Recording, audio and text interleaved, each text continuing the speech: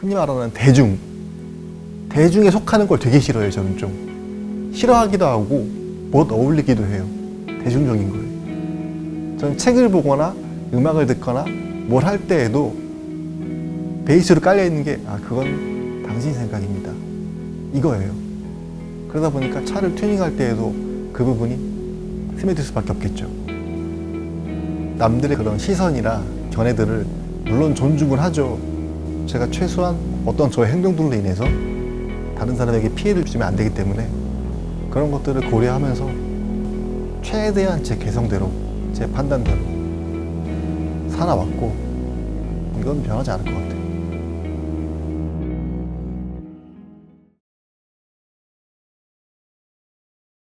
안녕하세요. 저는 한국에서 드리프트 선수를 하고 있는 본명 권용기이고 활동 닉네임은 카자마칸이라고 합니다. 그리고 또 선수 이외의 직업으로는 모터스포츠 관련된 용품들을 수입해서 유통하는 무역회사를 운영하고 있습니다. 아주 어렸을 적부터 저는 물론 기억도 못하지만 저희 부모님께서, 특히 어머니께서 말씀하시기를 오토바이나 경운기, 그런 엔진 달린 것들의 시동 거는 소리만 나도 자다가도 벌떡 일어나서 갔다고 하셨던 어머님 말씀이 있으셨어요. 저희 아버지가 오토바이를 타고 어딜 나갈 때 저 때문에 항상 시동을 안 걸고 몰래 끌고 나가서 멀리서 시동 거셨다고 하시더라고요. 약간 태어날 때부터 그런 피로 태어난 것 같아요. 뭐 차 좋아하시는 분들 대부분 그렇지 않을까 생각합니다.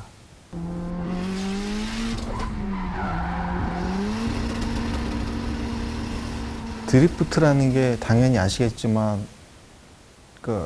돈이 많이 들어가요. 선수를 하건 어떤 취미를 즐긴다 하더라도 그렇게 미친 듯이 타이어를 사서 태우고 연습을 하고 한 3년, 4년 정도 했을 무렵에 드리프트 실력은 꽤나 올라갔는데 금전적으로는 너무 허덕이고 있었던 거예요. 차 상태가 썩 좋지 않은 상태에서 고민을 했죠. 이건 후원사가 없이는 할 수가 없는 종목 같다. 그러면 후원사를 얻기 위해서 내가 할 수 있는 건 무엇이 있을까? 눈길을 끌만한 일을 해보자. 그래서 당시엔 최초였을 거예요. 자동차의 전체 랩핑을 실사로 넣었어요. 그거 할 때만 해도 다 옆에서 저보고 미쳤다고 했어요. 그 돈을 거기다 흔히 말하면 꼬라박냐고. 근데 저는 이거 해보고 반응 없으면 나 이거 그만할래. 어설프지만 제가 스스로 저를 어필할 영상도 찍어서 올리고, 그렇게 1년 정도를 하고 나서 제가 첫 번째 프로 계약을 했어요. 그런 것 때문에 저를 보셨다고 하시더라고요. 그래서 저한테는 그게 어떤 하나의 전환점, 딱 스위치였어요. 포기할 뻔한 거를 탁 켜서, 그때부터는 제가 딱 생각했죠. 이거구나. 이렇게 하는 게 맞는 거구나. 자신감을 얻었죠. BMW 238 2000년식을 제가 이제 얼마 전에 입양을 했는데요. 사실 제가 차량 소개를 할 정도로 그 차에 대해서 해박하게 많이 알지는 못해요. 저는 차를 튜닝하고 차를 타는 걸 좋아하는 사람이지 차 자체를 그렇게 좋아하는 매니아가 아니다 보니까 그런 쪽 정보는 많이 부족하지만, 어쨌든 저 차를 제가 좋아하게 된 계기는 트랜스포터라는 영화가 있어요. 그 영화 1편에 저 차가 정말 굉장히 멋있게 나오거든요. 그래서 일단 저런 차가 있구나 라는 걸 그때 알았고요. 이따가 어느 날 저 차를 실제로 봤어요. 근데 그때도 보고서 저 차가 238 740이구나 라고 알아보진 못했어요. 그만큼 제가 차에 대해 모르다 보니까. 그러다가 그런 기회가 한 두어 번 더 있었어요. 그때는 제가 알아봤죠. 저 차가 뭐지? 저 차가 내가 그 영화에서 그렇게 멋있게 봤던 그 차구나. 그때부터 제가 저 차에 대해서 조금씩 공부를 하고 관심 갖고 언젠가 살 수도 있겠다 라는 생각을 하게 됐죠. 저희 실루엣이라고 할까요? 그냥 라인 자체가 선이 너무 아름다운 차예요. 근데 그 중요한 게 옆에서 보건 측면에서 보건 뒤에서 보건 어느 각도에서 봐도 정말 그 실루엣이 너무 아름다워요. 그러니까 멋있다는 말보다는 아름답다는 말을 쓰고 싶어요. 저는 그 실루엣이 너무 아름다운 차예요. 지금 저의 BMW 238 프로의 계획은 확고하게 이 차는 내 차야, 그런 스타일로 좀 꾸며볼 생각입니다. 기본적으로 저는 사실 저 차 세단이잖아요. 그럼 세단은 확실히 저한테 약간 정장 같은 느낌이에요. 세단을 튜닝하지 않는다라는 건 정장을 입었는데 구두도 안 신고 조끼도 입지 않고 타이도 하지 않았다라는 거예요. 제 기준에서는. 그러니까 저는 당연히 이젠 조끼도 입을 거고 넥타이도 멋있는 걸로 할 거고 아주 멋들어진 구두를 신을 거예요. 뭐 제가 기본적으로 가치관이 흔히 말하는 대중에 속하는 걸 되게 싫어해요. 저는 좀 싫어하기도 하고 못 어울리기도 해요. 대중적인 거예요. 제네시스 쿠페가 처음 나왔을 때 간판 그 광고색이 그 그레이 색깔이었어요. 근데 저는 노란색 뽑았거든요. 이해가 안 가는 거예요. 아니 스포츠카를 뽑아서 왜 그레이를 홍보를 하며 사람들은 심지어 그레이를 사고 있을까? 스포츠카는 튀려고 사는 차인데 정말 납득이 안 가더라고요. 예. 그리고 주변에서는 그런 튀는 차 사면 나중에 팔 때도 팔기 힘들고 제가 못 받는다고. 저는 그거죠. 그걸 왜 지금 생각해?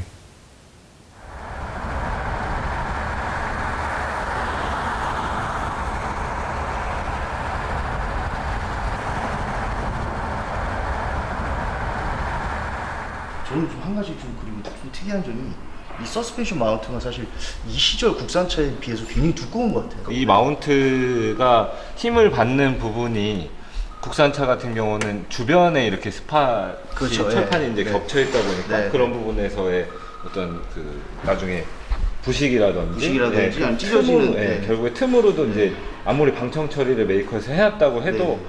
시간이 지나면 이제 실리콘이 경화되고 이러면서 들어가면서 부식이 생기거든요. 그런 부분들을 생각한 건지 안 한 건지 모르겠지만 네. 그렇게 보여요. 저는 이제 디자인적으로 사실 굉장히 좀 마음에 드는 게 기본적으로 차가 디자인 자체가 굉장히 로어링 돼 있고 좀 늘씬하잖아요. 길죠. 얇고. 그 부분 제일 마음에 드시는 부분 있으신가요? 개인적으로는 이제 운전석에 탔을 때 네. 창문을 열고 네. 이 필러에 팔을 걸쳤을 때 이렇게, 도어에 이렇게. 있지. 예. 아. 이 딱 이 각도가 이게 저는 너무 좋아요. 이게 또 걸치는 수액이 있잖아요. 예, 그만에 맞아 그 수액 잘하셨어요. 수액이 이 플렉스가 너무 좋아요. 네. 이게 딱 팔꿈치 닿으면 A 필러 위에 루프에 손이 딱 들어가요. 그렇죠. 그게 저 너무 좋아요. 저는 차 고를 때 이게 잘 되는 차를 좋아하거든요. 요새는 사실 여기가 이제 웨이스트라인이라고 하는데 아, 그런가요? 예. 이게 이제 사실 요새는 쿠페형 디자인이다 보니까 루프를 낮추는 데다가 그 운전석 시트도 낮아서 이게 사실은 굉장히 높게 있거든요. 어깨 라인이 있다 보니까 맞아요. 좀 이게, 불편해요. 예, 이게 안 되는 차들이 되게 이 차는 많거든요. 정말 편안해요. 네, 안락해요. 네. 예.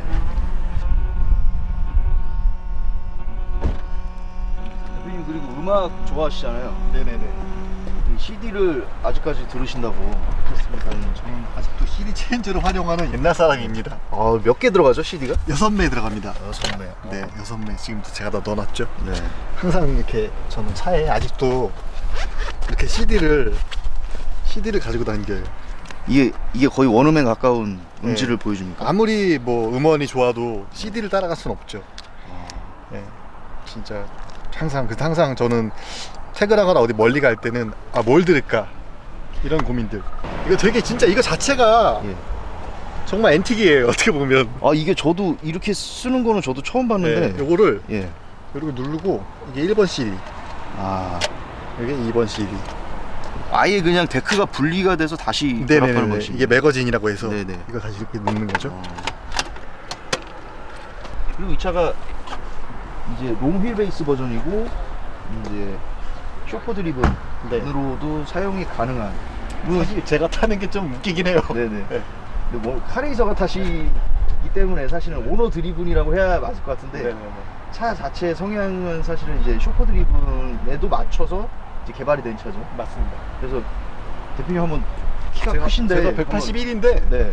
뒷자리에 타셔도 심지어 이 앞자리가 제 기준으로 넓게 빼놓은 거예요. 네네. 너무 뭐 전혀 좋아. 그 운전 스타일이 굉장히 좀 이렇게 스웩을 저 완전 중요하게 누워서 생각하셔서 운전하거든요. 누워서 하시는 편인데도 네. 레그룸이 굉장히 네.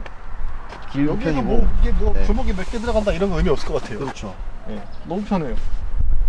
그리고 조금 특이점이 뭐 요새 차도 사실은 그 최고급 차에만 있는 사양인데 이거요? 이런 선반. 네. 이게 테이블이 그죠. 굉장히 또 강건해요. 네. 설계가 요즘 지금 시점에서도 네. 뭔가 유격이 하나도 안 느껴지고요. 그래서 저는 이걸 딱 타고 항상 영암 경기장 갈 때 이걸 타고 가는 상상을 합니다. 뒷자리에 타셔야 되는데. 네.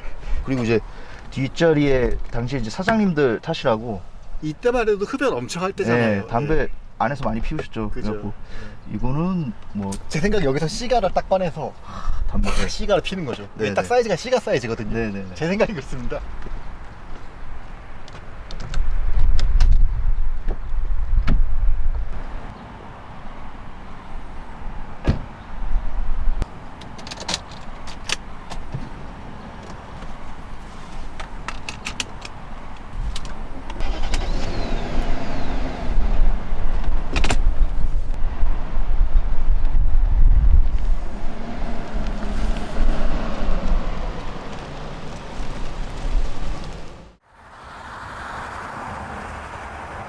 국내에서 이제 올드카 뭐 혹은 클래식카라는 분들이 그걸 하시는 분들이 매니아 분들이 저거 알기로도 좀 적진 않다고 알고 있는데 제가 물론 그 분야에 대해서 아주 많이 공부하거나 그런 분들과 많이 대화를 해본 건 아니에요. 그래서 조심스럽게 말씀드려보면 좀 천편일률적으로 오리지널 파츠를 고집하시고 이때 이 차는 이 휠 오리지널 휠을 껴야 되고 뭐 립댐은 이걸 껴야 되고 그런 것들에 대해서 저는 좀 많이 거부하는 편이에요. 네. 남과 같은 걸 싫어하다 보니까 오리지널을 고집하시는 것도 하나의 장르가 있다면 저는 약간 거기에서 정말 이단화가 되고 싶어요. 네. 좀 제 스타일로. 저는 책을 보거나 음악을 듣거나 뭘 할 때에도 베이스로 깔려있는 게 그건 당신 생각입니다. 이거예요. 그러다 보니까 차를 튜닝할 때에도 그 부분이 스며들 수밖에 없겠죠. 그래서 그런 식으로 이제 남들의 그런 시선이나 견해들을 물론 존중을 하죠. 제가 최소한 어떤 저의 행동들로 인해서 다른 사람에게 피해를 주면 안 되기 때문에 그런 것들을 고려하면서 최대한 제 개성대로, 제 판단대로 어떤 대중적인 의견에 휩쓸리지 않고 살아왔고 앞으로도 그렇게 살 것 같고 이건 변하지 않을 것 같아요.